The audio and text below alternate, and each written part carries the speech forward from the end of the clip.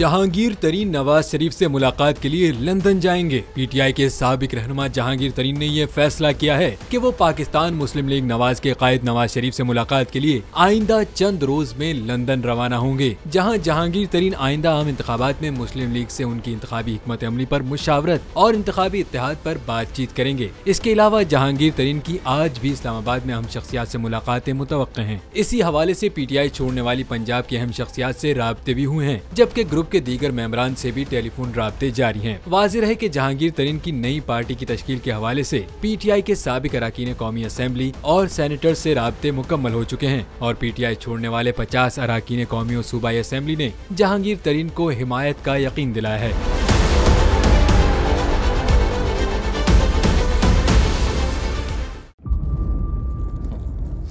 इंतजार था ना, चलो इस बार वो करते हैं जो इससे पहले किया ही नहीं।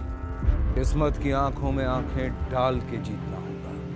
सब में है शेर जैसी राह, जर्रा जर्रा भी हर कंटेस्टेंट को लगेगा पहाड़। लड़खड़ाना नहीं है, खोल दो अपने पंख अगर आसमान छूना है। अबे लग रहा है ये सब पहले भी कहीं सुना है। एंटरटेनमेंट की गारंटी जनाब, क्योंकि यहाँ खेलोगे कूदोगे तो बनोगे नवाब। खुश रहो पाकिस्तान। खुश रहो पाकिस्तान, बुध और जुमेरात शाम 7 बजे सिर्फ बोल एंटरटेनमेंट पर। सब्सक्राइब करें और बेल दबाएं ताकि कोई खबर रह न जाए।